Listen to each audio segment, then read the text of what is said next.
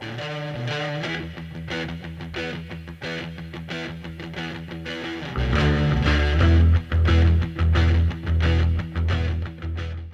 right, Jamie, Core Strength Fitness. Matt Buson.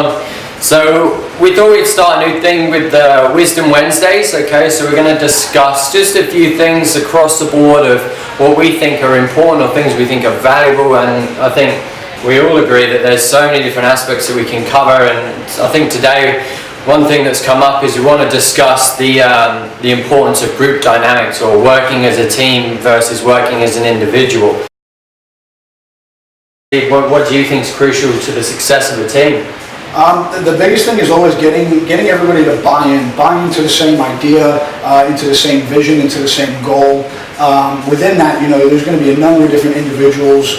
Great teams, great leaders will encourage the individual, people and components to that. But really, everybody's got to be on the same page. Everybody's going to be, on the train driving towards the same goal. Yeah, for sure. So I mean, in a team, do you have to all have exactly the same mindset, or can you all be individual in the way that you see things? Like, can you have your own perspective and still work towards the same goal? Of course, I mean, that's human nature. We all have our own perspectives. Like I said, the great teams and great leaders will encourage that different perception. Great leaders will always also take on that perspective from somebody that's younger, less experienced, right? We can all learn from everybody. So just because somebody is, seen as the leader, or they're put in a position, or have a title, a lot of the times, they'll be humble enough, the great ones, to still listen to somebody else's perception, ideas, opinions. I think that's a big thing, and you need to encourage that individual personalities here, and then figure out a way. Okay, how can we take those individual parts and people and put that into the driving force so the team can succeed? Whether that's a team athlete, athlete team, or working environment, it doesn't matter. It's the same. Yeah. So the dynamics are the same, whether it be in a sports team or even in the workplace. Definitely. So I mean, what are your experiences of working alongside great leaders? What have you had? I think the biggest thing is humility. Even paying attention to a lot of the coaches, whether it's strength and conditioning wise or any position coach, skills coach, just being humble. And saying, anything that I've gotten from this person, or I've seen from this person, or, really the only way that we can get where we get is through idea sharing, right? And sponging off of people that have more experience, or have more research knowledge, or, more coaching experience. It doesn't matter. We sponge off of those people. Yeah, so I think something which I picked up on then was, we're talking about characteristics of a leader, traits that we might say that is what makes that leader great. But is there a perfect formula? Are there just, a set category of traits which make a perfect leader from one to another? That's a good question. That's a great question. I don't think there's any one set way to do anything in life, right? You got to have adaptability, flexibility. Those are other components that we coach to athletes, even in skill development. Or strength and conditioning. Like we want a perfect rep, but we have adaptations on how we're going to get to that perfect rep, right? So 9 plus 1 is 10. The way you get that is 5 plus 5 is still 10, right? We still get to the same end goal, but we've done it a number of different ways. And again, I think the great leaders, great coaches, great team captains, they encourage that, and they encourage the various different information and perspective, and then put that forward for the greater good of the team. Yeah, and I know, especially from my studies in England, we discussed a lot about what makes the perfect coach. And we would compare one to another, and the biggest thing across the board is that each one is individually different. So you might go, I know with Clive Woodward, the players held him in high regard. He wasn't a very autocratic coach. He was always democratic, took a back seat. He would pull the players aside, talk to them more on an individual basis, and he had their respect individually and as a team. But then you compare it to another coach that might be more autocratic, that's saying it's my way or the highway. Some may take to it, some may not. And again, that also comes down to the personality of the athletes or people that are working for you. I love reading. A lot of what I read in developing leadership dynamics and stuff for kids and some of the athletes that we deal with, is I read a lot of business models and these business characters, guys like Richard Branson, and he's known for saying things like put value into the into the employee before the customer, by putting that emphasis and time and attention, and almost care into your employee. That's then going to trickle down into the customer, right? Because it's just people, it's just relations, and again, it depends on the people who are working for. Some people need that autocratic, almost, tyrant style, like do this way in this amount of time, like that. But another point to bring up in my reading and creating these ideas, Jack Clark, rugby coach over in the States for Cal Rugby, that won like 12 national championships. He's one of the highest winning percentage coaches, for his field. But he's known for saying, I don't want a team of lead captains, because I have a team of followers. What I want is a team of leaders. I want every person on that team to lead in one way or another, whether that's leading other people or it's just leading themselves, right? Holding themselves accountable, holding themselves, to have some type of self-discipline, things like that. Which that's one of my favorite quotes. It stuck with me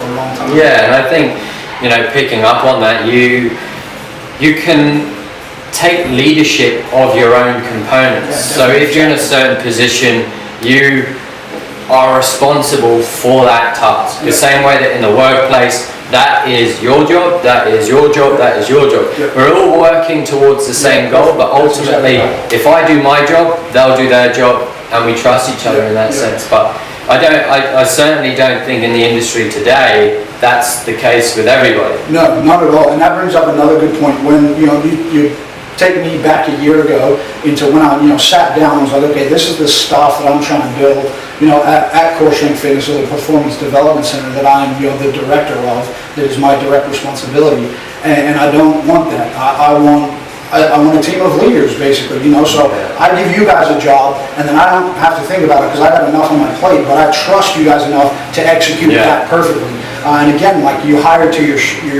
weaknesses almost, so like I wrote down a list of things. These are the things that I think I'm great at. These are the things that I could get better at. And then you go out and you find those individuals that might have expertise in a number of different things, a number of different experiences, and then from day one, I'm learning from you guys as well as I'm teaching you guys a heck of a lot. It's a mutually beneficial relationship, and again, that's where you get the individual that's going to buy into that ultimate team goal of getting the Performance Development Center where we want it. And that brings up another point, when you're working collectively towards a goal, and you might be talking to somebody completely outside of the situation, I know personally, I do this quite often, is I will always use the words we as a team, not I did this, not I did that. We did this, or what we know, what are your thoughts on that? Definitely, and again, Jack Clark talks about shared vocabulary and having a shared vocabulary. So we might all say the same thing in a singular voice, but we say it with our individual personalities. So we are on the same page. We're sharing these ideas. Again, idea sharing is massive. But we before me every single time, because none of us are stronger than all of us. If we're all working in our relative areas of expertise and bringing in this audience and that audience, then we have a larger collective audience that we can get this information out to. And I think for me personally, working in the fitness industry, or coming from a fitness industry background before I went into high performance elite professional sport, is in the fitness industry, there really isn't a whole lot of idea sharing unless it's for a price. And so you get these gurus who come up with some type of a system and they try to sell it. And I understand, yes, we all need to pay bills and make money, and this is our career field, but a lot of the time it's unfounded scientifically. A lot of the time it doesn't even make sense. You get these different types of food blogs and this and that. The nutrition industry right now is almost a nightmare, and again, it's not an area that I'm an expert in, and to be honest, I don't pay a whole lot of attention to it. I eat right, and I encourage my athletes to make better, healthy lifestyle choices, because I don't want to set up a diet where it's pass or fail then if they don't do something right. And I think the fitness industry right now, that's one of its biggest problems, is that people aren't sharing enough information, so you do get these people that have been around for 10, 15, 20 years, and they've been doing it the way they've been doing it for 10, 15, 20 years. So guess what? It's outdated, because this stuff is getting updated scientifically, in terms of research, in terms of trial and error, almost on a weekly basis. So unless you're staying on top of it, then you're getting left behind. As soon as you stop learning, you get left behind instantly. And I think a big part of that as well is, like, as a trainer or as a coach, you need to be open to new ideas or innovation, because I think about in these big box gyms where you've got trainers that have been there for year after year after year, training through new trainers, but those select group who have always been there are just, this is how I do it, I don't want to do it any other way, it's accessible for me now. But as soon as something new comes along, sometimes they can be like, yeah, that's good, but I'll stick to what I know. You have two different types of philosophies. If you come across some new information, you either get threatened by it, or you get encouraged by it, or challenged by it. And I myself and the people that I want to be around, I want to get challenged by it. Right? I want to then be like, oh, okay, cool, this is something new, this is something that I don't understand. I'm going to look into that.